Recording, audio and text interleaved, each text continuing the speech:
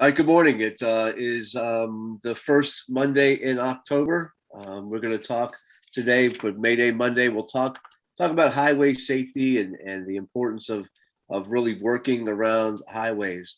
But before we get started, I want to take a moment and reflect on the firefighters and responders we've lost since our last Mayday Monday. Um, in September, September was not a good month for the fire service. We lost a firefighter, wildland firefighter. He was the chief emeritus from a Washington state. He suffered a medical emergency. A North Carolina firefighter we lost early in September of COVID. Nashville, Tennessee from COVID. A Mississippi chief from COVID. A deputy fire marshal in Georgia from COVID. There was a Georgia battalion fire chief. He died of an apparent heart attack. Dallas, Texas, COVID. Vidor, Texas, COVID. Fire police captain from Pennsylvania of apparent heart attack. Chief in Florida from COVID. Phoenix, Arizona, firefighter paramedic from COVID. North Carolina, a couple North Carolina firefighters from COVID. Chief in Idaho from COVID. A volunteer deputy chief in Ohio from COVID.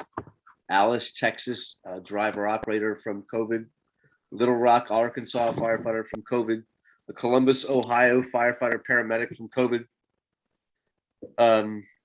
Denver, Colorado, technician with a cardiac issue.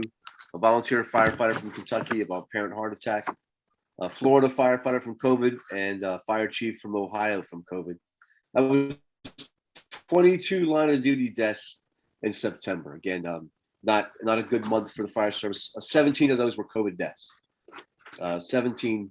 And again, everything that's going on, the COVID is here. It's been around for a while. Hopefully everybody is ready for it, is taking preparations. One of the best things we can do is get healthy, stay healthy, get outside. Vitamin D, right, kind of seems to help with this. Maybe get some antibodies. That can help too. But the COVID issue is real, and it has really affected the fire service.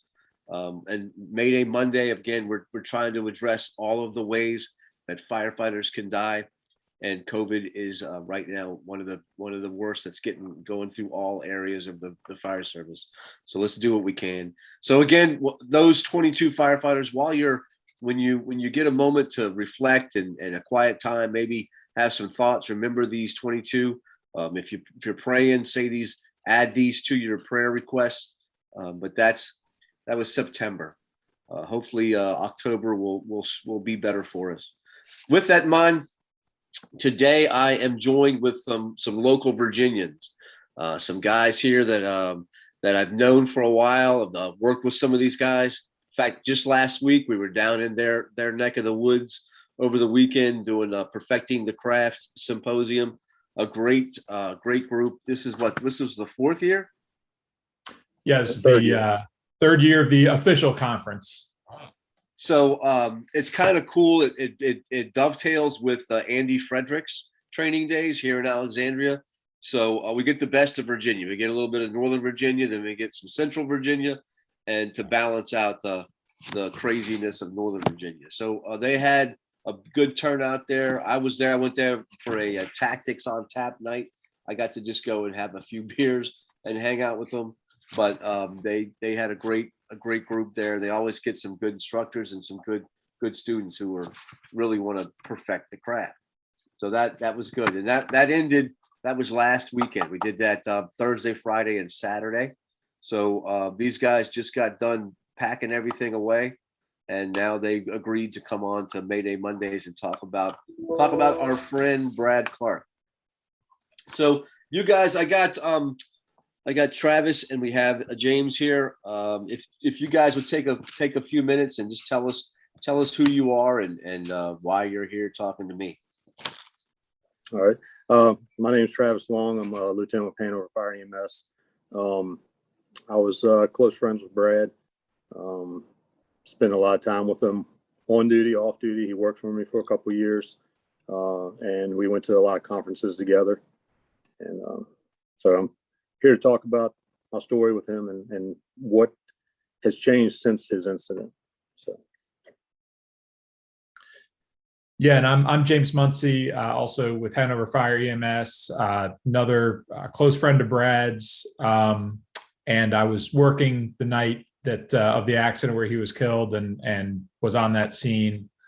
And a lot has changed since he's been gone. So excited to talk about all this today, Tony.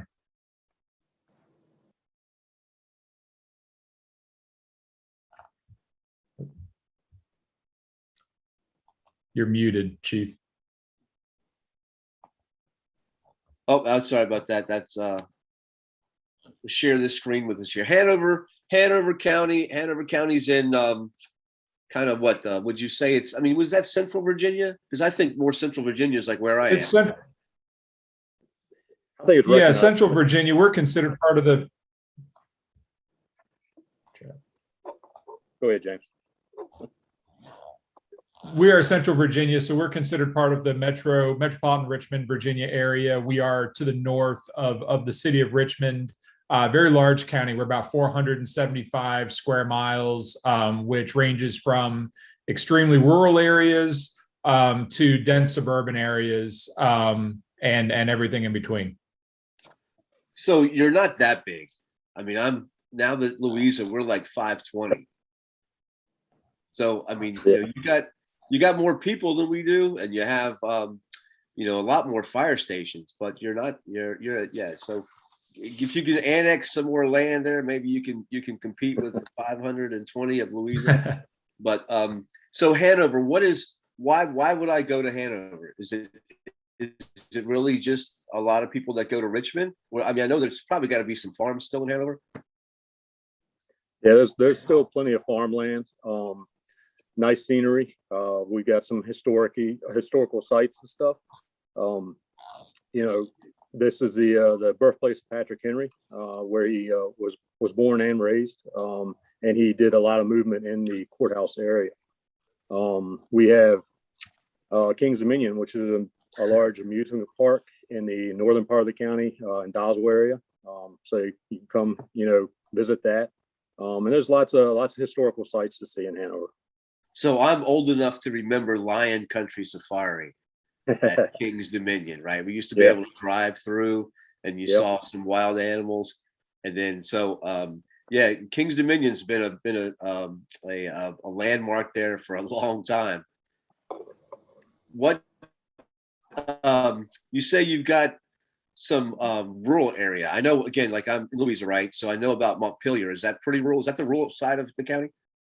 Yeah. The western part, the western, northern, and eastern part of Hanover is more rural. Obviously, when you get closer to Henrico and Richmond area, Mechanicsville, Ashland, the Rutland area, Atlee area, all of that is growing and growing fast. Mechanicsville is only, I think, James, 5 miles from the city of Richmond, downtown Richmond. So we're getting a lot of push out of the city and stuff, new housing developments and stuff, developing all in that area, the central southern part of the county. How many residents do you know? How many are living in Hanover? I believe we're at 115,000. Yeah, thereabouts. 115,000, and you said it's like 450 square miles. 475. 475. Yeah, and so yeah, I know. I've been up here forever, right? I've been in Northern Virginia for 50 years. So we would go down to Kings Dominion, and of course you drive through there going to Virginia Beach, and then now with taking me to Louisa, I get to kind of appreciate especially some of that eastern side, or the western side there. It is nice sights and pretty rural. So let's talk about the fire department. The fire department here. Well, I mean, you guys have a lot of firehouses. I know that there's some that are rescue squad only, right? You still have that hanging on? Yes, sir. So we have 12 dedicated firehouses, and then we have 4 rescue squads with ambulances, transport units only. Just recently, in the last 5 years, we staffed a ladder truck, and that was stationed at one of the rescue squads. So we are doing that. I think it's we have 12 stations that are staffed 24/7. We have one station that's in the planning development phase of being built in the Mechanicsville area. And we got staffing for that station, but we don't have the station yet. So we're actually running dual engines out of our busiest station in Mechanicsville right now, until that station gets built. So that's 7, right? Yeah, Station 7 in Mechanicsville. Yep. And the new station will be Station 17, and that's going to be down a little north of Mechanicsville in the Lee Davis area, if you're familiar with that area, where Lee Davis and 360 area. And that's where all the growth is there. It's a lot of growth. Well, you have a lot of density in the Mechanicsville area, and it's spreading out from there. And Station 7 was, James, what were they popping out, like 5,000 runs a year, 6,000 runs a year, and they needed another engine there. So So that new one's going over this area here. Yeah, down a little bit where the white kind of meets the green on 360. Oh, there. Okay. Right, about that area, I would say. Maybe. So that will take some of the pressure off of. It already has taken some of that pressure, even though they're running out of the same station. They've split the district. They have their own district, and they'll lead out on when they're going to their district. And it's already. I know it's helping the guys on the engine quite a bit already. So you say you got 24/7 state staffing in 12 firehouses? Yeah, yes, sir. About 12. Yep. And then, I know Montpelier's got some staffing. Yeah, Montpelier is fully staffed with an engine and a medic unit. Now, some of our rural areas, Beaver Dam, Rockville area, they cross-staff their engine with their medic unit. So you have 3 personnel at the station, and then depending on what the call is, they'll take what unit's appropriate. I get it. So the more suburban, denser areas, you got dedicated engine truck. Now, that you have one truck you're staffing in the county now? Yes, sir. We have one truck of staff with paid personnel 24/7. Now we have 4 ladder trucks in the county, and every now and then we'll have volunteer crew that will assist and mark up a second ladder truck in the town of Ashland. Is that so? Are they single pulling like a truck in some of these places? Just at Station 13, where truck 413 is, they have their own EMS district. So yeah, they'll go out on EMS runs in their own EMS district, but fire runs, they got the whole county pretty much. Wow. So. That's good. So is there pretty good volunteer organizations? I know Mechanicsville's got a bunch of people, right? James, you want to speak on that? Yeah, I mean, like most places, the volunteer system has been declining in some areas, and a lot of the volunteers have gone on to become career staff. So it becomes a bit of an apprentice program a lot of the time. The biggest volunteer organizations at firehouses left in the county would be at Stations 6, which is on the 301 corridor in Rutland area, and Station 1 in Ashland. Those have the most active volunteer companies at this point. The rest of the stations have a handful of volunteers with various degrees of duty crews, so to speak. And then, of course, the 4 rescue squads have duty crews on various days and nights of the week. They are greatly different from each other with those 4, but the county probably has around 100 active volunteers at this point countywide. So what's the number of career personnel now? We're at in the field, we're at 200. Wow. Right, 200. Yeah. And then probably another 50 or so in our administration side of things. Isn't it amazing? Again, isn't it amazing? Like what one person can do, like adding one more person to the shift, right, makes an impact. I know, especially for where I am now, right? We have 18 on shift. So by adding one more person, it's just like, wow, I got a little bit of breathing room, Yeah.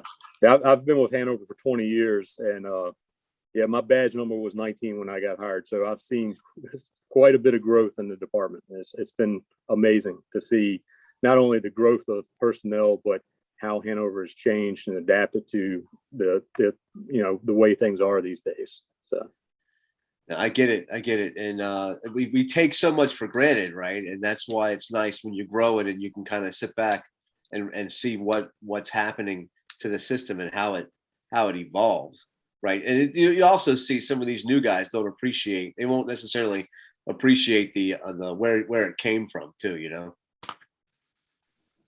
But that's good. That's good. So this is what I guess what I've always known Hanover for was going through, right? When I was coming from Northern Virginia, going to Virginia Beach, or my mother and my in-laws, they live in Williamsburg. So, you know, we're constantly going down there and especially coming home from the beach, you would always, you know, go pretty well down 64. And then once you hit that 295, 95, it was like, you know, here we are, we're back in reality. And I mean, it's a dangerous area. It is. There's a lot of interstate in Hanover County. So there's around 16 miles of I-95 runs through Hanover, which is 3 lanes in both directions. And then I-295, which is 4 lanes in each direction, runs for about 15 miles as well. So it's a lot of interstate through, which is another reason why Mechanicsville was so busy, because they crossed staff a rescue there, which was further justification for the second engine in Mechanicsville, because they spent a lot of time out on the interstate. Yeah, that's definitely a tough area, and those runs, right? Because you get out there and you're kind of like out by yourself, and you can't get help very quick, right? I mean, especially with the other demands, and if somebody's out, because typically those other places are as busy as Mechanicsville is, they might be out on something else. So if you're out on the highway and you need help, it can be a little bit of a delay. It can, if the county is busy, it can absolutely be a delay. That we have 3 houses that are fairly close to I-95 along those 12 miles. And of course it's 12 miles each direction, or 15 miles each direction. So it's really 30 miles of 95, you know, total. And then 295, there's about 3 stations as well that kind of buffer that part of the interstate. So an interstate incident for Hanover, what is it going to get? Is it going to get a couple of engines, a special piece, a chief? Yes. So currently, yes, you'll get 2 engines. You'll get a heavy rescue, a medic unit, and a battalion chief. And that's for any crash on the highway? Yes, sir. Any crash on either one of the interstates will get that. Do you guys have pretty good mutual aid? Like, is there mutual response with the other jurisdictions? Who's to the north? Caroline? Caroline to the north, and then Henrico kind of borders us on the south. We don't have automatic aid, but we do have mutual aid. We can call for the help. And Henrico, we on 295, we blend the line sometimes just because of cellular calls and stuff like that. There's a lot of towers, the way the 2 counties intermingle with each other, so they'll cross over that way. Yeah, that can be nice to have the help, but then are you like on the same channel? Can you just change the radio? Do you guys operate on different until you get there? How does that work? Yeah, we operate on our own channels until we get there. Both jurisdictions, or to my knowledge, I believe all the jurisdictions surrounding has the capabilities to switch to whoever the parent host of the jurisdiction is. You know, so when Henrico comes to us, they have the capabilities to switch into us, and vice versa. If we go into Henrico, we can switch to their channels. But it's not until we are called that we switch over to those channels and stuff. Not quite Northern Virginia yet. No, I get it. It's those are progress though, right? That's a lot of progress that's been made. Like you said, you've been there for 20 years, and a lot of things have changed. I remember, right, we would go and we never really understood like how to operate on highways. In DC, we have a bunch of highways, and for years, you know, we would try and like pull over and not take up too many lanes, right? You would get off. We would even get off with like our blues on too. Now we finally kind of getting guys to really embrace wearing a traffic vest and blocking the road. But it was, like I said, I remember with older guys, we would try and get on and off as quick as possible and not make too much of a disturbance. But then, we see that sometimes that catches up to us. All right, so let's talk about October 11th, 2018. That was hurricane. What hurricane was coming through?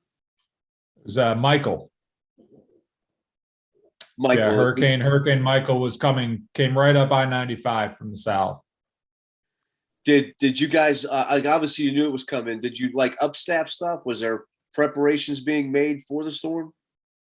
Yeah, there was, we had cut crews that were staffed across the county. We had a lot of extra people on that night. Actually, I was one of the extra people that came in that night. The other thing that happened on that evening is it was supposed to be the graduation of the career recruit school that was happening at the time. And because of the storm, that the graduation was postponed, and the staff instead were spread to stations across the county to put extra staffing on the engines and to enable some of the staff to get on other units to help with cut crews, to independently staff heavy rescues, et cetera. So there was a lot of extra people on the field that night.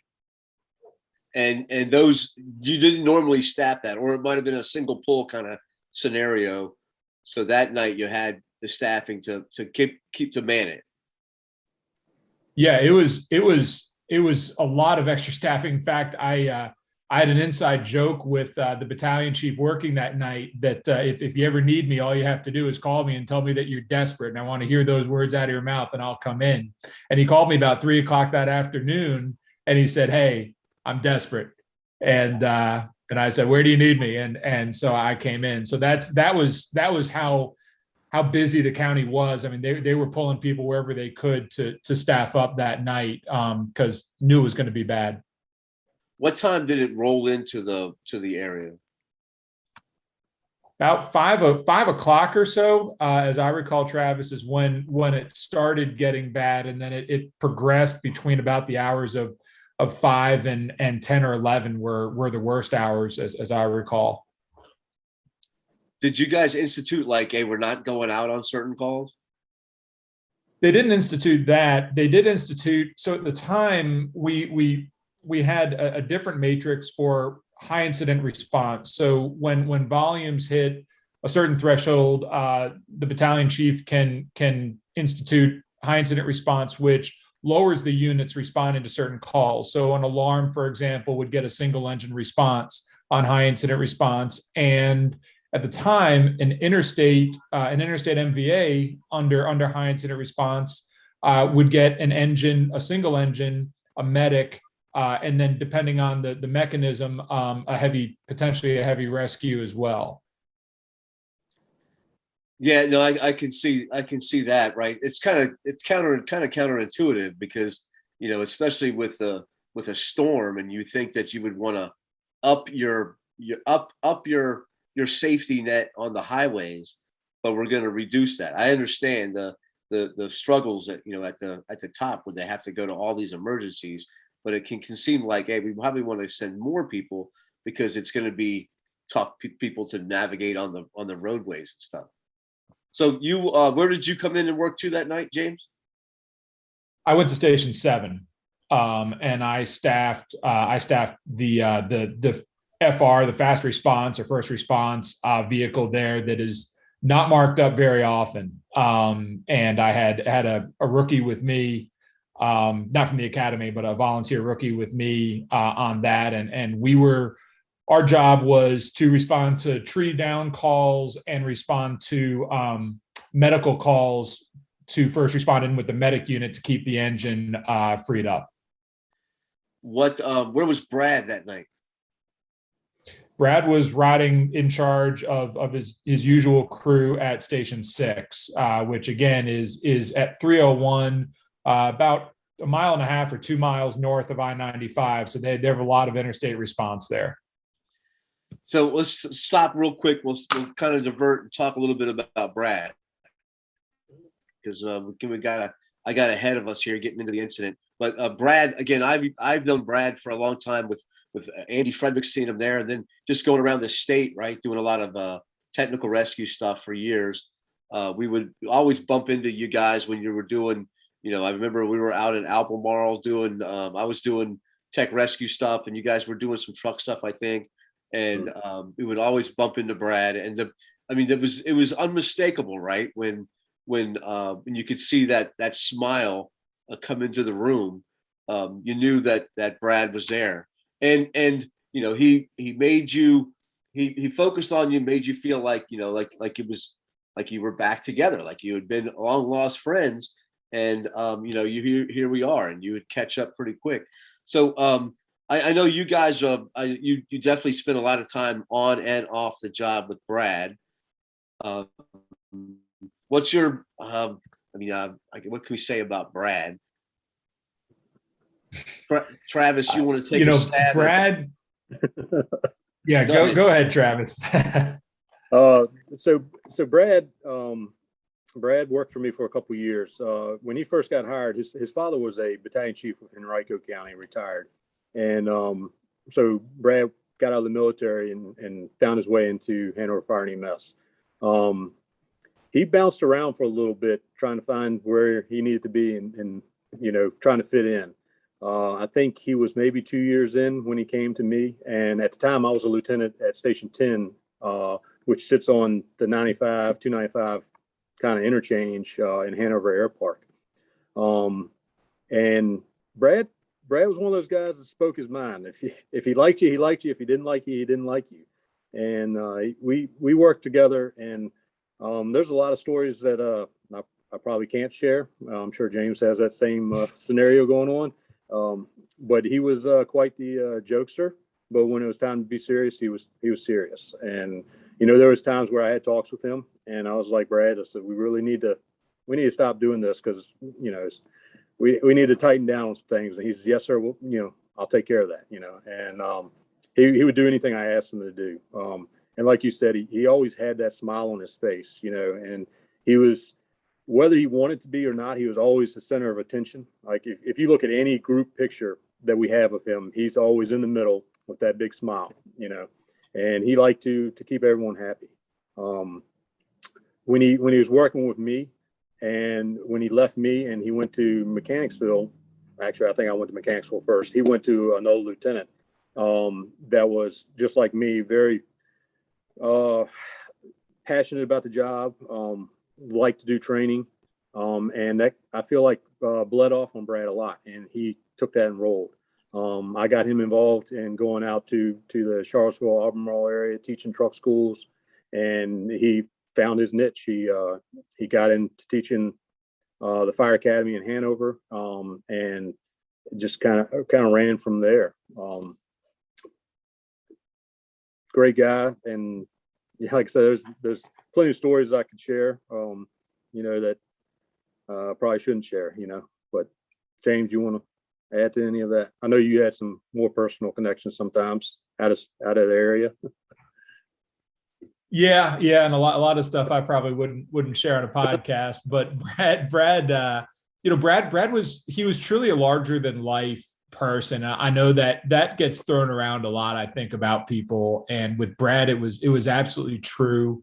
He was 100% full steam ahead from the moment he opened his eyes in the morning till he decided to go to bed, which was usually fairly early, because I don't know how a human could put out more energy in one day than what Brad did every day.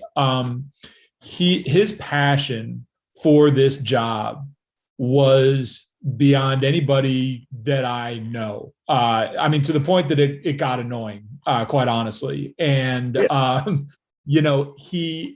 he changed just speaking for me personally, he changed my life in so many ways. I could count on just a few fingers anybody in my lifetime who's had as big an impact on me as Brad did, both in the fire service and in my personal life. And he just he was a hell of a guy. And I know we'll get talking about the call in a minute, but he was also the guy that would always put himself ahead of the crew. He couldn't stand a lot of the rhetoric that was going on about, me first, your crew second, and the public third. He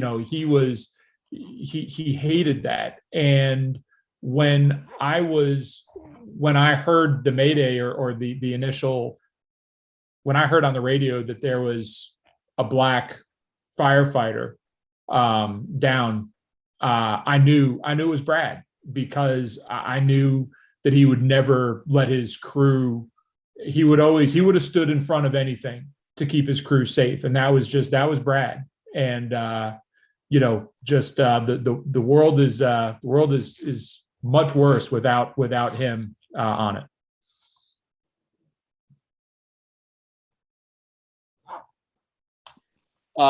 That's some great thoughts about Brad. And I again, what little bit of time I got to spend with him, I do want to share a screen here. Just maybe these couple of pictures will capture some of Brad to us. Sorry that was fuzzy, but we got the best of him and not John, right? John's fuzzed out, and Brad is the center of attention. Like you said, he didn't really necessarily try to be the center of attention, but it kind of gravitated to him, and he became passion. Yeah, passion there was no ego or cockiness with Brad. It wasn't, you're absolutely right, Tony, that he always would be the center of attention. That was just naturally him. Like, there was never any sort of like an ego or arrogance to him, whatsoever. No, I get it. And I appreciate the fact that you won't tell us some stories, but you got to tell us one that we can have that's suitable for our audience. So I'll give you one. So Brad was a huge fan of a character that John C. Reilly does on Adult Swim, usually, called Dr. Steve Brule, Bruhl. And if you look that up on YouTube, you'll find all these videos of Steve Brule. And he's just this very eccentric, funny character, which I will not try to imitate, that John C. Reilly does. But in this character, Steve Reilly takes Steve Brule and he interviews people. And he interviews people in the most ridiculous way. And every year, Brad's favorite thing outside of the fire service was a bunch of us would go to Martinsville Speedway, and we would camp out before the fall Martinsville race, which was usually the week of Halloween. And one of our traditions was that we would all get dressed up in the most outlandish costumes we could find, and we would go around the campground trick-or-treating for alcohol. And nobody else did this. This was just a random thing that Brad came up with that we did. And so one year, Brad decided that he was going to be Dr. Brule, and he wanted for a couple of us to go and follow him around like a camera crew. And he was going to go interview people around the campground like Steve Brule would. And so for 3 hours, we followed him around as he was perfectly in character, interviewing the most hilarious people around the campground. And they thought it was like legit, just like when John C. Reilly does this stuff. And we made about a 10-minute video of the highlights, which is on YouTube, but I'll send it to you, Chief, but it's on a link that is not public. And, he planned for weeks for this, and he was so committed to it. And he just loved to make people laugh. It was all about he wanted to make all of us laugh. And it was one of the funniest things I've ever witnessed in my life. Yeah, I think that one thing we can all say, right, is that we were honored to be a part of that life, right? We have to carry on. If you want to honor him, right, just carry on a little bit of passion. You don't necessarily have to get out and teach and talk and that kind of stuff, but just care about the job, right? Even like the 10th that he did, and you'll go a long way in this fire service. So all right, so let's get back to that night. So you're upstaffing, the hurricane's coming through. Brad is at 6, and his crew. Do you have was it his regular crew? It was his regular crew. And then he got one of the recruits that was out of the training academy. So it would have been his first night ever on the street. So he had his normal crew, which our staffing is generally 3 people. So he had a 4th on engine 6 that night, which was Carter. And it was Carter's first night ever on a fire engine, as a career staff member. Yeah, that's correct. That's crazy. And so Brad was there. They get sent out for was it a minor traffic accident on the highway? It was an MVA at the 38-mile marker southbound on 295 on lane 1 into the shoulder. So and the dispatch was for the initial dispatch was for engine 6, the medic 6, rescue 10, and then battalion chief 1. So that would be the left side, right? Like in the median strip? On the left side, in the median strip, yes, sir. So they were there and operating for a while? No. So the way that the incident happened is, so they were dispatched. Engine 6 is going to be the first on to that location. So the engine was on the way. The medic was behind them. Rescue 10 was just a minute or 2 behind them because they're coming from a different house. And so engine 6 marked on scene. Brad keyed up, again, marked himself on scene, went to do a size up, but the county was very busy, so he couldn't give a size up because of the radio traffic. So he and the rest of the crew dismounted the engine. Again, they were in a proper blocking position, all emergency lights activated, and the medic was pulling up behind them.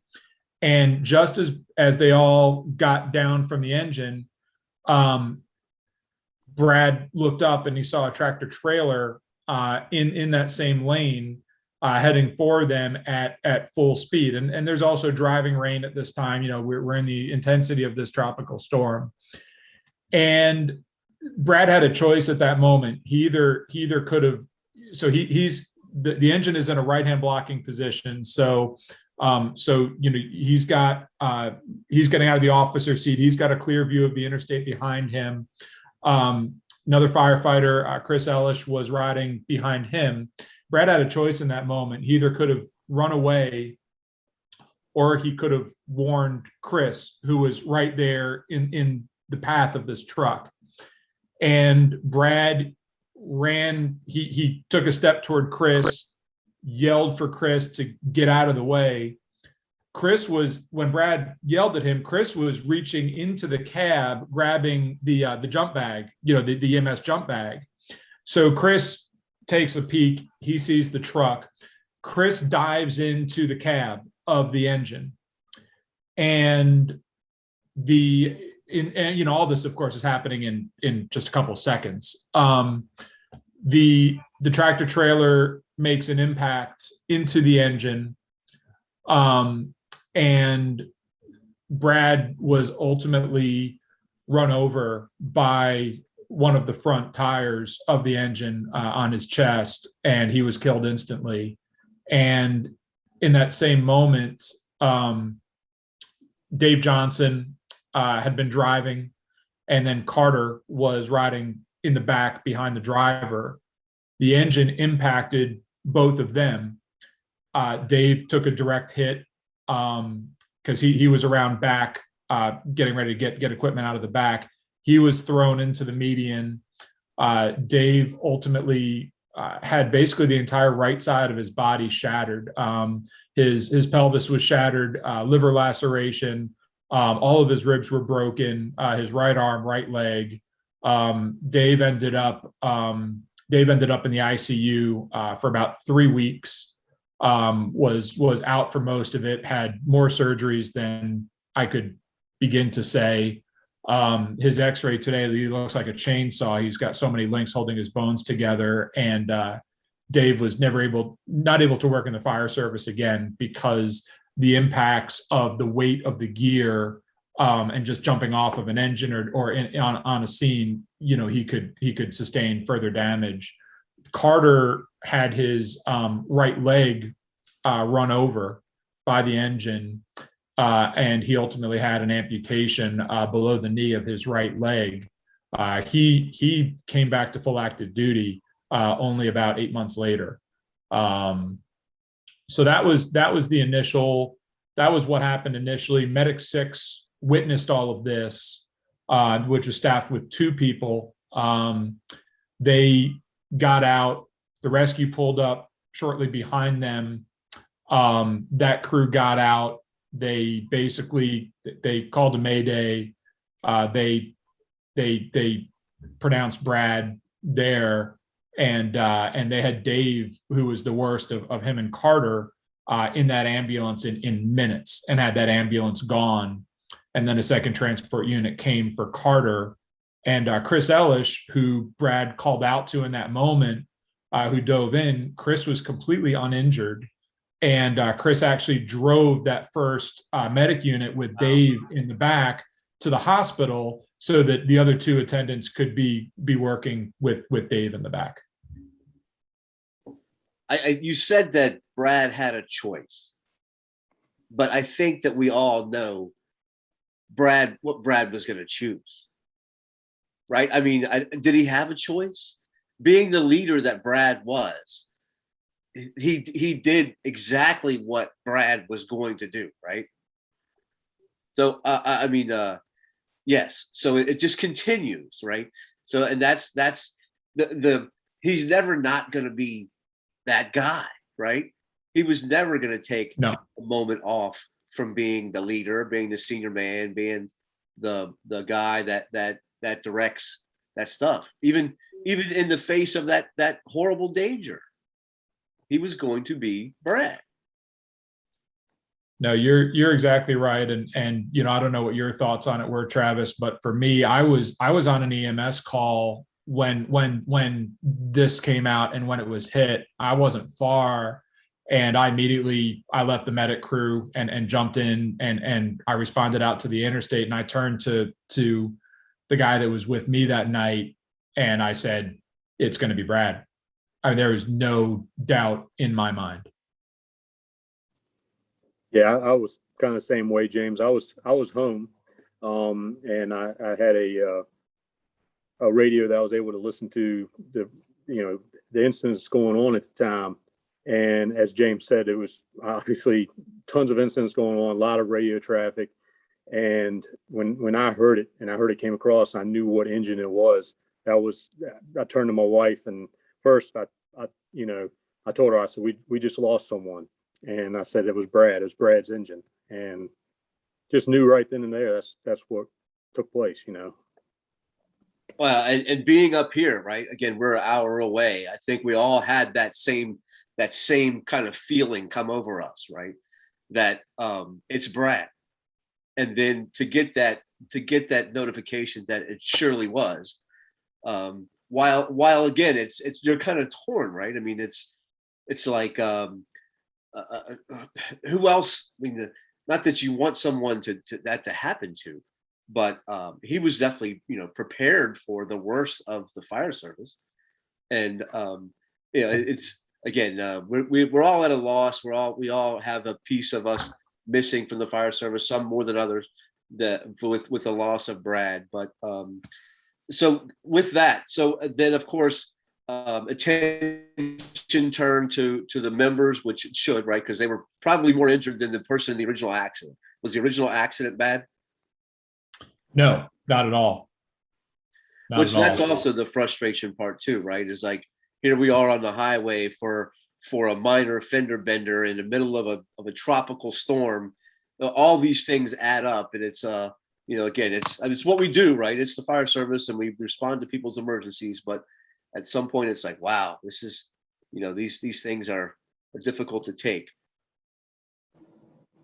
So yeah, and that was, it came out with a passerby calling it in, and like we've all responded, we all respond to those calls all day. It's called in by a passerby. It's made out to be a lot worse than it is, because somebody's getting a glance at something as they go by at 70 miles an hour, and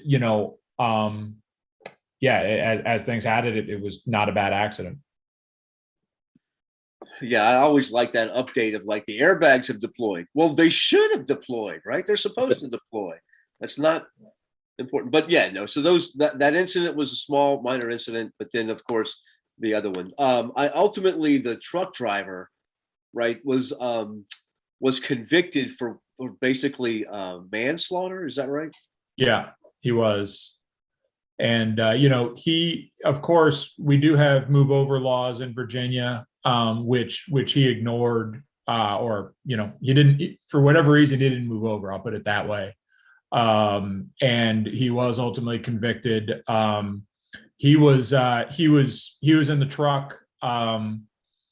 We had to extricate him, which was not difficult. There was a lot of diesel leaking, and I'll never forget in that moment of as he was walking over to the ambulance. We had just gotten Carter off. We just gotten Carter in an ambulance, and I walked over to help get the truck driver where he needed to go. And I'll never forget, he said, "Well, thank God nobody was hurt." And nobody said anything. Yeah, you'll never forget that.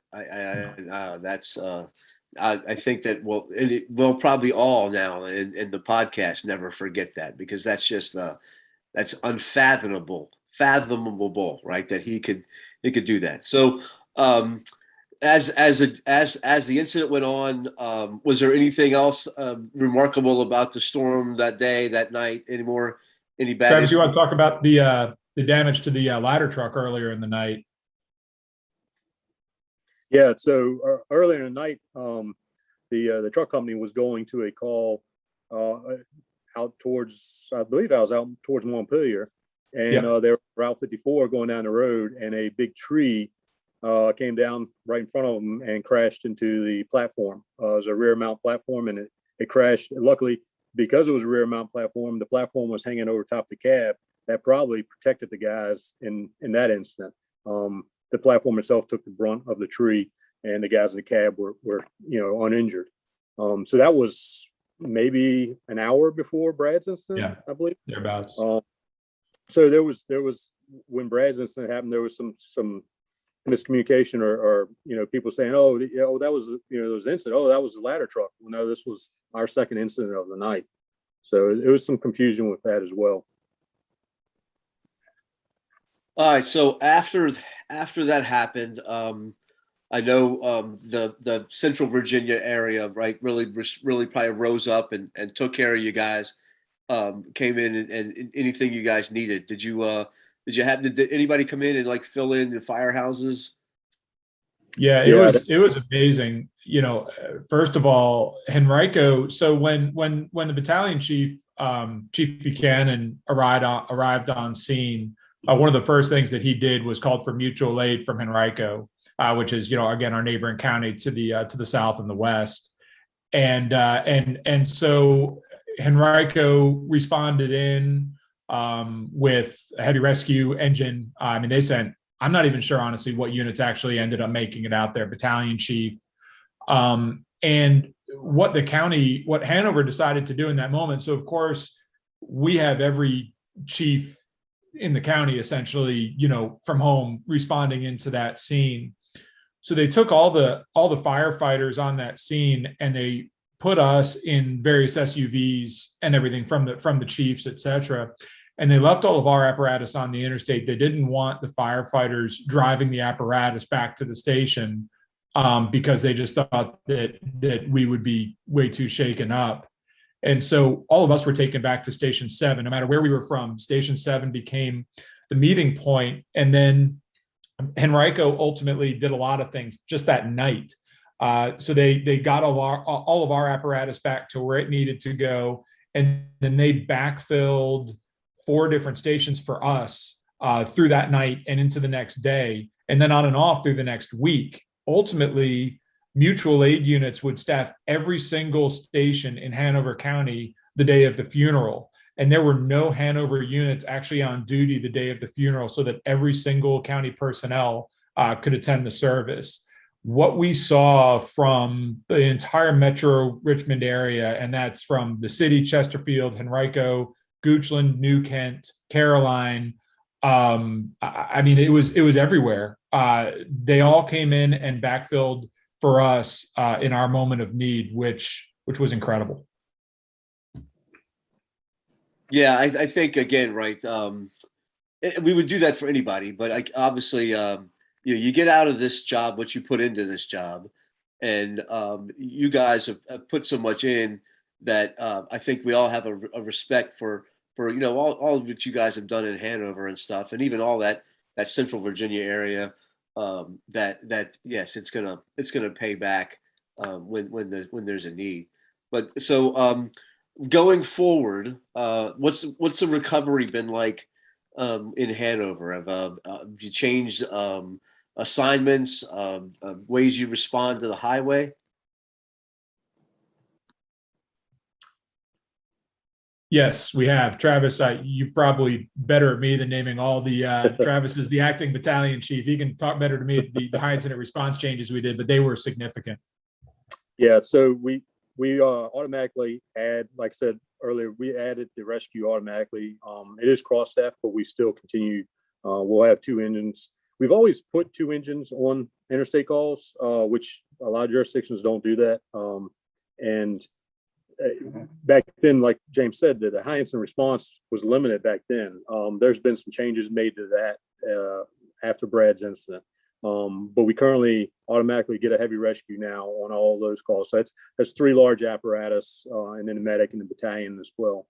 And then in the high incident response, it doesn't change that assignment now on the interstate. You still your automatic fire alarms and stuff, you still drop to a single engine on high incident response, but your interstate calls have maintained their normal dispatch procedures. So there's a lot of change in that, and just a simple heightened awareness. A lot of the company officers that I know that just kind of nonchalantly, got off the engine on the interstate are now taking more time to kind of pay attention and look and be a heightened awareness when they're on the interstate. We also have the motive of kind of when you were talking about earlier. You didn't want to disrupt the traffic and you try to get off as quickly as you could. Well, now we disrupt the traffic, but we still try to get off the interstate as quickly as possible. So with VDOT and everything helping out now, it changes the way we operate, I would say. So do you find yourself, I mean, I know we have a big response, and even, in DC, we had a big response to the highway, but I kind of wanted to limit it right away, right? Let's kind of send 1 unit out to pilot and find out exactly where it is, because you can never depend on those callers, right? Knowing like, oh, I'm on 295 or I'm on 95 or I'm on, exit this or mile marker or whatever. They don't necessarily understand the signs. So I found myself kind of, hey, hold off everybody, because I don't want to waste their time driving down and then having to turn around and come back. I wanted to be more efficient in all of our responders. And then, of course, I could make it safer then too. Do you find yourself kind of doing that? Maybe sending out like a pilot engine or a company to go find out, make sure we know exactly where it is? I don't think so. And James, correct me if I'm wrong. We send them all, and the way our firehouses are located, on the interstate, and the reason we initially went to 2 engines is to go the opposite direction of each other. So you have an engine coming from the south and an engine coming from the north, and they'll kind of cross paths, but they're also covering both directions, covering all areas. Now, I think the situation dictates that as well, type of call, what it is, third party call, it's a nice, beautiful sunny day, and, nothing's should be obscuring what these people are seeing, but yet, they call in this accident and we can't find it. So we do kind of limit a little bit of that, or I'll clear them up a lot quicker. Every now and then we'll stage an overpass or something like that. But for the most part, we haven't limited it too much.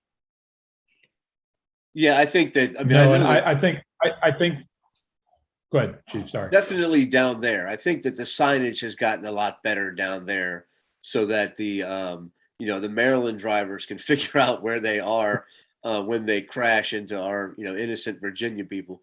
But that helps what they've done with signage, but it still becomes like a needle in the haystack, or trying to figure out where they are.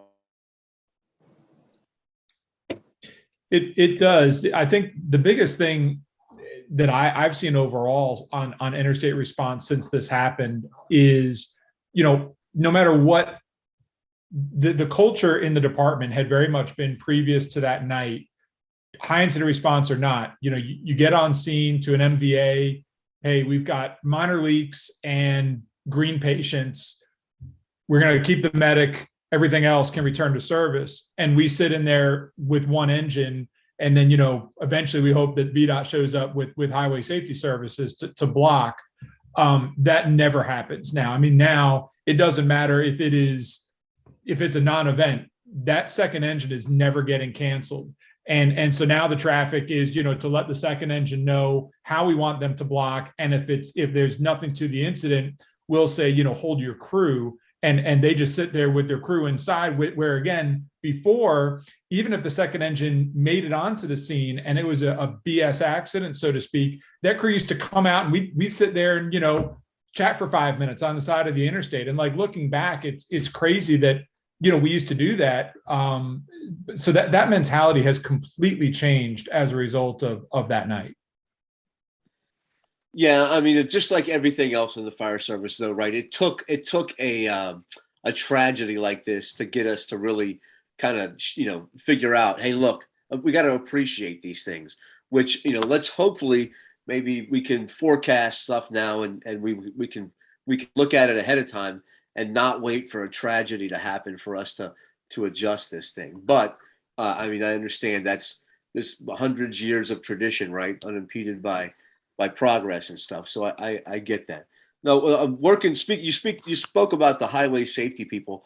They seem to be really, I know in that area, I know I was coming back from my in-laws in Williamsburg and blew a tire on a trailer. And fortunately I was able to really get off the side, but it was on 295. So it was like, this is dangerous. And the safety people were really, really quick to come out and great to work with. Are you finding that?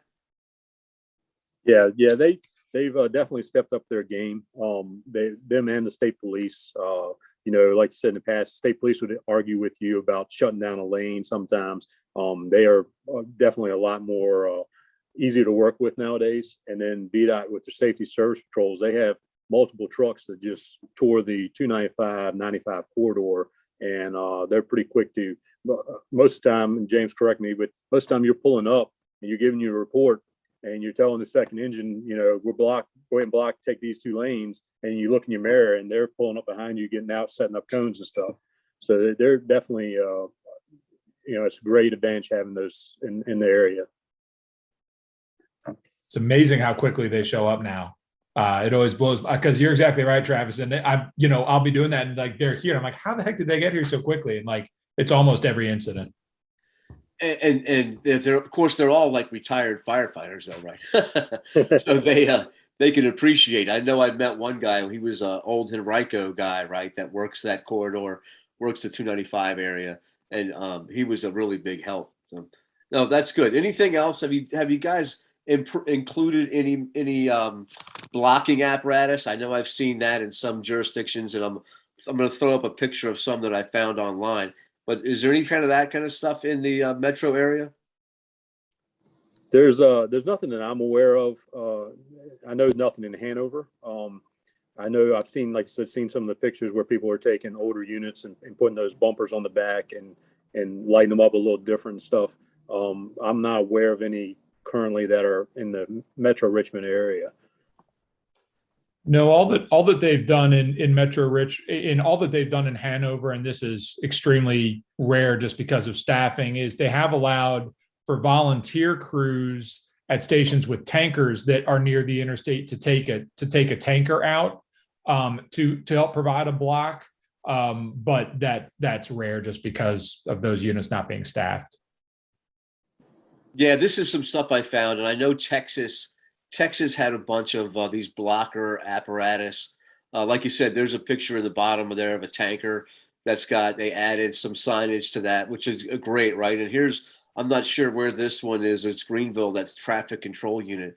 And then always that fire police outfits and stuff. It seems like they were up in the Northeast, and those guys would kind of come out and help out with traffic. And while we don't have that stuff. I could definitely see, where we could find a place for that. We're just got a new engine coming in for one of our firehouses, and the old one is we're taking out of service, and I'm going to try and press the chief to see if we can make it into a blocking piece, because I'd rather use that than our new used ladder truck that we're getting. But I get it, right? Anything that we can do to make sure people understand that we're there and get them to slow down.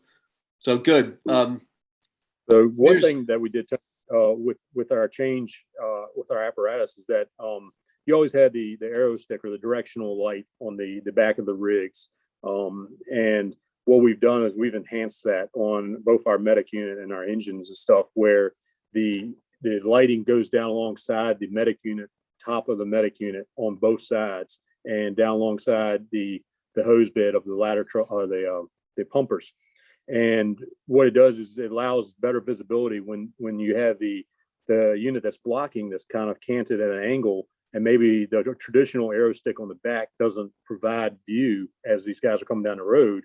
They can now see the arrow stick down along the side as well. So they and I'm on a ladder truck now, so I don't go on the interstate as much in Hanover. But James, if I'm not mistaken, those can be independently controlled. Is that correct? They can, and those are now, every engine is being ordered with that, every medic unit, all of our units are being ordered with those.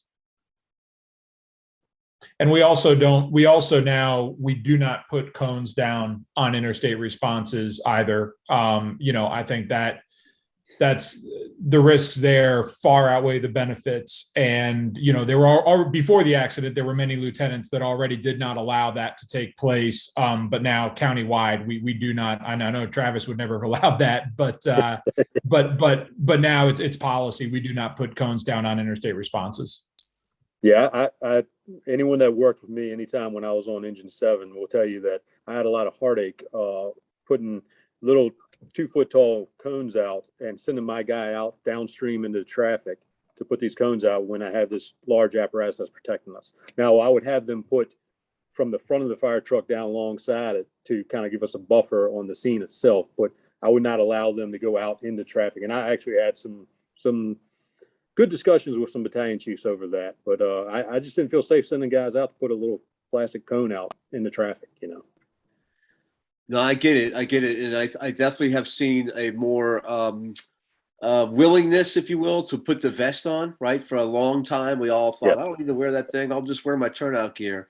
And the vest definitely, doing it. And what you're going to see, I think, in the Mayday Monday for this month is the idea is just make yourself hard to kill, right?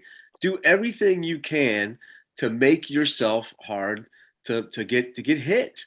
We know that the people out there aren't paying attention, so we have to do whatever we can to make that area safe.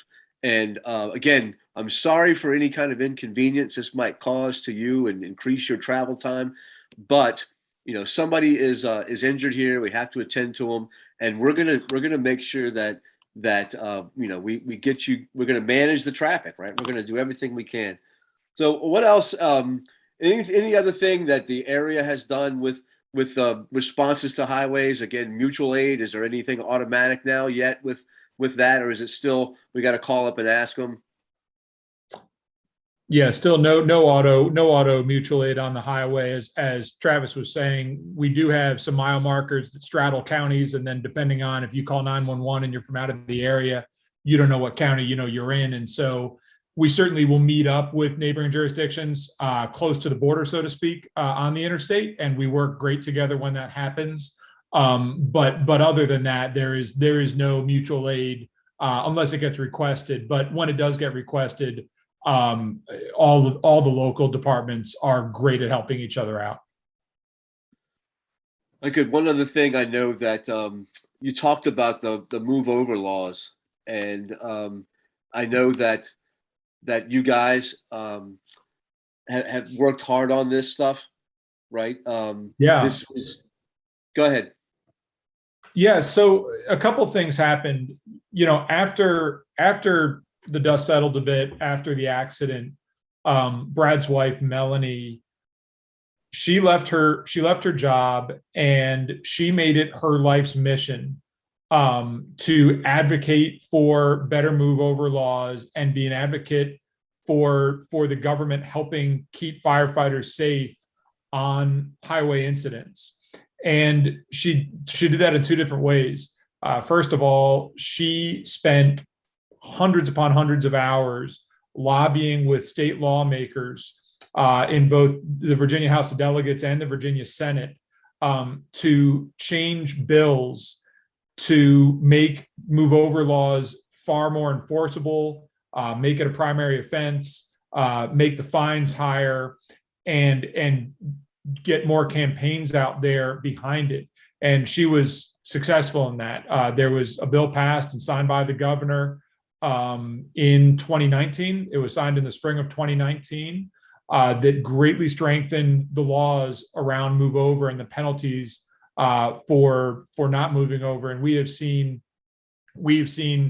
the communication of that really go over hugely in Virginia. You know, when I'm on my commute in the morning and there's a tow truck or police or fire on the shoulder, it's amazing to me now. I would say, in my experience here in Virginia now, close to 90% of people, about 9 out of 10 cars, absolutely move over on these accident scenes, which is great.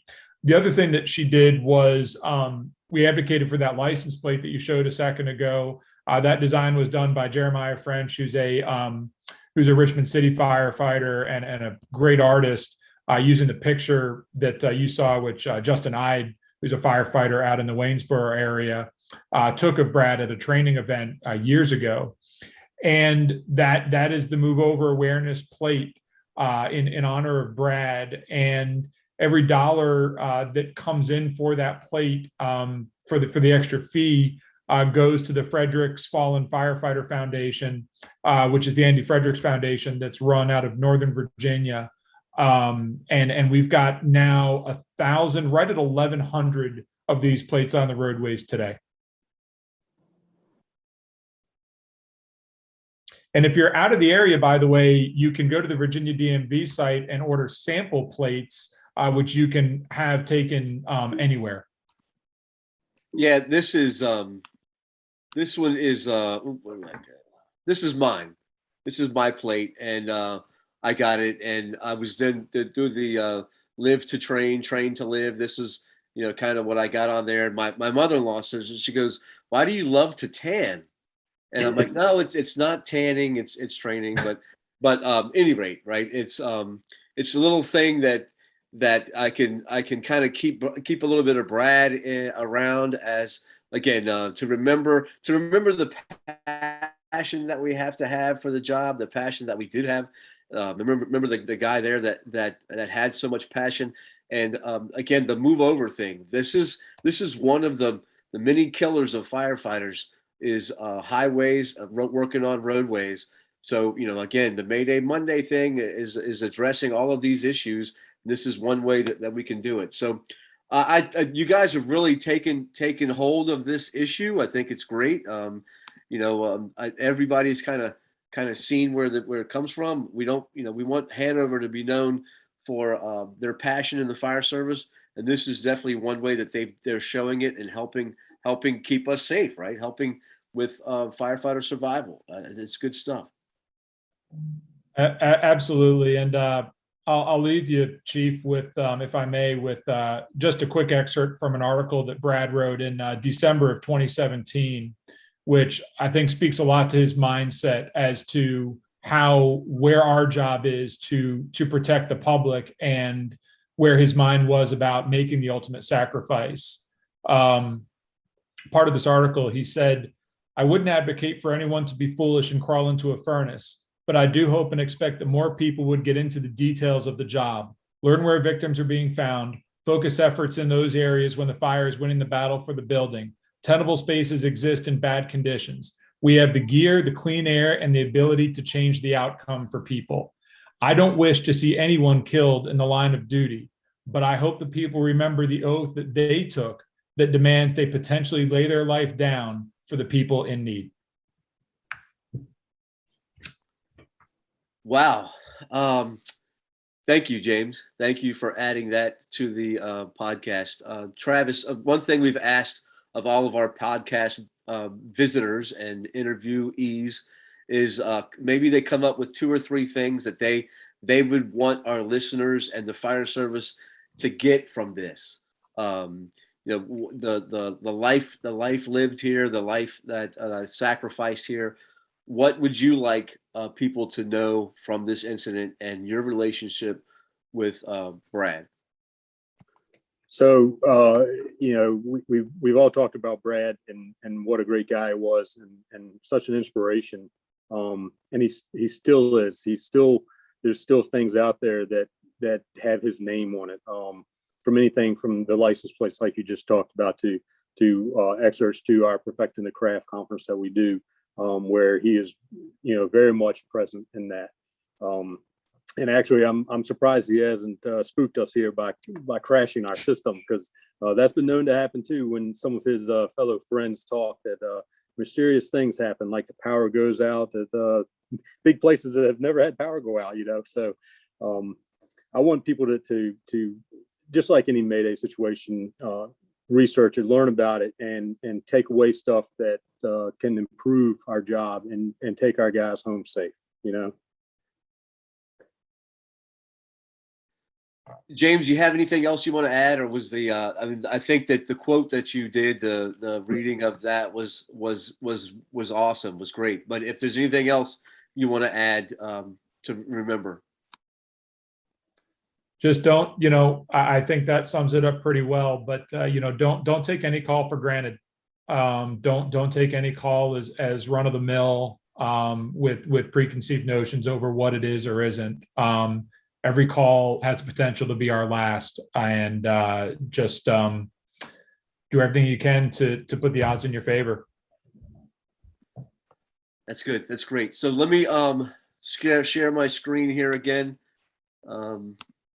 This month skill drill for Mayday Monday is really just to do that, to do kind of what Travis is talking about. This is a firefighter killer, and like you would do for researching the best hose line and nozzle and stuff, you should do the same thing for how to handle highway responses. This is a site out there, this responder safety site, that I don't think it gets enough respect from the fire service, is out there. And there's some really good stuff in there. Let me click this. It's going to take us to their website. And on there's a video right here that talks about a December 17th, 2020 incident. The Citizens Hose Company from Delaware, they were struck by an incident video case. Look at these things, because these are guys that have been there, that have been involved in this stuff, just like James was there, and what we're learning from them. There's some more stuff we can learn from the responder safety. There's all kinds of highway information, resources here for you to look at and learn from. There's near miss reports. Again, there's all kinds of things here for this, and this is important. Again, from a Mayday Monday standpoint, this is the kind of stuff that we want to make sure that we're adding to our firefighter survival stuff. This is this month's slide. Again, take it, look at it. This was a recent post, a Twitter post from local here, Prince George's County. We have a bunch of highways and stuff around the DC, and they had a firefighter. They had a fire truck struck. Montgomery County, Maryland had a fire truck struck, and this is continuing to happen. And again, we'd rather have the fire truck struck than one of our members. So use the fire truck. Right, those are some of our tools. The fire truck is a tool. The the high visibility vests are a tool. All these things are tools that are going to make you hard to kill on the highway, and that's the goal of this month's skill drill. So I think that covers about everything, and we've done and all we can to kind of highlight this stuff. Anything? Trying to get out of this. Here we go. So that really wraps up this month's Mayday Monday. I really appreciate you guys giving me your Sunday morning. Travis, I can't say enough about me reaching out to you in a crammed last minute ditch for someone to come on the podcast. James, I really appreciate what you're doing. You're speaking about this stuff, and and really, understanding that you're a value, right? You have value in what you went through, and by giving this stuff out to the fire service, if it should impact what we're doing, just like what you guys are doing with perfecting the craft, we have to also address highway and responder safety. It's not the cool, sexy stuff that we're doing with hose lines and ladders and ventilation, but it's just as big a killer, if not more, than our firefighting stuff. So we have to get this information out. Thank you both for coming on the podcast. And with that's the October 2021 podcast. Remember, go out there, and if you want a license plate for Brad, we can reach out to me. We can show you how to get that. Like, if you're out of Virginia, you can get a sample one to hang on your wall or something, or put on your hoopty or whatever you're going to use. But we can get you that stuff too, because we want to keep that memory going. We want to keep that passion going, and honor these guys who have made the sacrifice. Thank you both for coming on. Hope to see you around soon in Central Virginia. And that ends this month's Mayday Monday. Thank you. Thanks, Tony.